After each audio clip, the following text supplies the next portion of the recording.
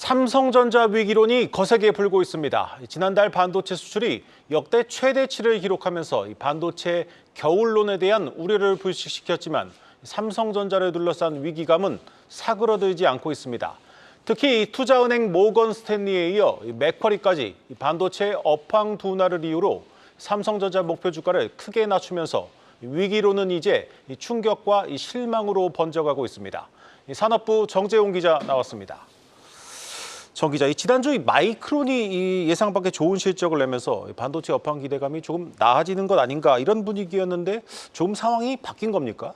반도체 업황에 대한 전망 자체는 여전히 좀 유효합니다. 이게 범용 제품 수요는 둔화하는 게 맞지만 이제 AI 메모리, HBM 등을 필두로 이제 고수익 반도체 수요는 증가하고 있다는 이 기조 자체는 달라진 게 없습니다. 네. 어제 발표된 지난달 우리 반도체 수출도 이제 AI 서버 수요 증대 등의 영향으로 역대 최대치를 경신하면서 반도체 산업 전반의 분위기 자체는 나쁘지가 않은 상황인데요. 네. 다만 이것을 이제 삼성전자로만 시선을 좁혀서 본다면 다소 이제 시선이 좀 달라진다고 볼 수 있겠습니다. 결론적으로 삼성전자가 시장의 기대에 한참 미치지 못하고 있다는 평가가 주를 이루면서 이런 IB발 악재를 직격으로 맞고 있는 모습입니다.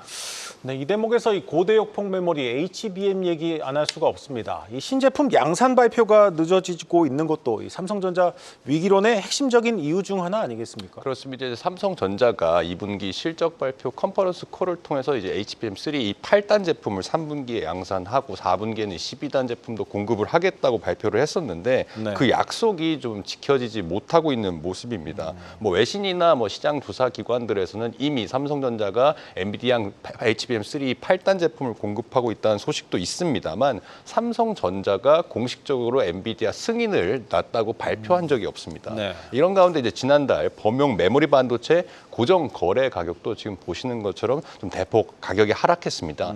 D램이 이제 전달보다 17.07%, 낸드 플래시는 11.44% 하락했습니다.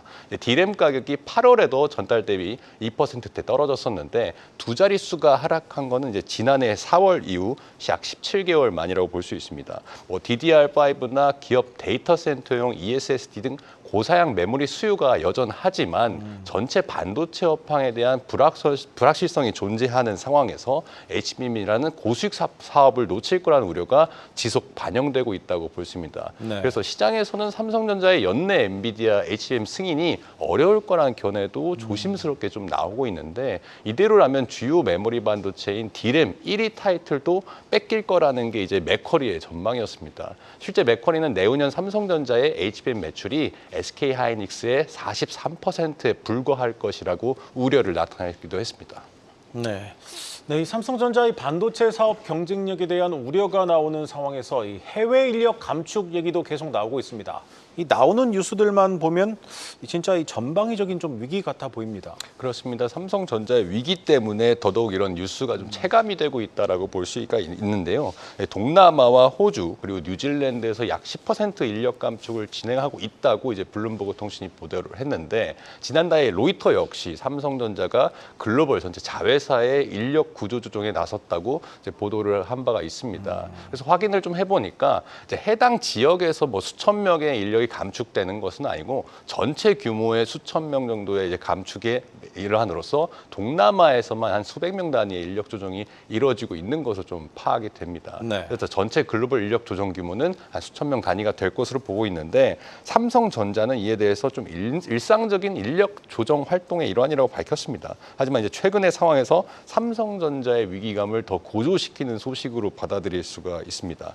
또 이제 국내에서도 이런 소식들이 좀 직원들을 동요하고 있는 것은 나타나는데 실제 최근에 이제 이정배 삼성전자 메모리 사업부장 사장이죠.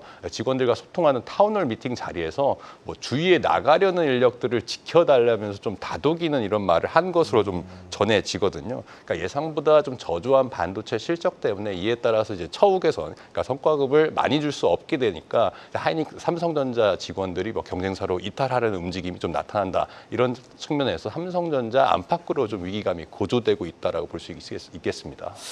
네, 결국 이 지금의 위기를 타개할 수 있는 건 이 삼성전자의 자신일 텐데 뭔가 좀 이게 확실한 변화가 필요한 상황인데 좀 얘기도 돌고 있죠. 그렇습니다. 이제 최근에 파운드리 힘을 빼고 메모리부터 경쟁력을 회복한다. 뭐 이런 루머들이 시장에서 좀 많이 돌고 있는데 이에 따라서 뭐 삼성전자 조직 개편이 뭐 대폭적으로 일어날 것이라는 루머들도 많이 있습니다. 하지만 이것은 사실이 확인되지 않은 루머고요. 하지만 이런 이제 시장에 루머가 많이 돌고 있다는 건 그만큼 회사가 흔들리고 있다는 방증이지 네. 않겠습니까? 그러니까 전문가들은 이제 고 이건희 선대 회장의 프랑크푸르트 선언, 뭐 마누라 자식 빼고 다 바꾸라 했던 유명한 말을 했었는데 이런 개혁 메시지가 좀 필요한 시점이라고 진단을 하고 있습니다. 경영진의 확고한 변화 의지가 필수적이고 결국 이를 기술력 진보와 실적으로 증명해야 된다는 그런 진단이라고 할 수 있는데 증권가에서는 현재 삼성전자 주가에 모든 악재가 좀 반영돼 있다라고 보고 있습니다. 바꿔 말하면 단 하나의 호재로도 삼성전자의 주가나 아니면 시장 업황에 대해서 반전을 꾀할 수 있다는 소리인데 업계에서는 이제 삼성전자의 HBM 생산 능력이 내년에 이제 월 최대 20만 장 수준으로 SK 하이닉스를 넘어설 것으로 추정을 합니다. 그러니까 지난해 재무 위기까지 겪었던 SK 하이닉스가 HBM 하나로 반전을 꾀했던 것처럼 삼성전자도 시장 반전 카드를 꺼내길 시장에서는 기대하고 있습니다. 네, 잘 들었습니다. 산업부 정재용 기자였습니다.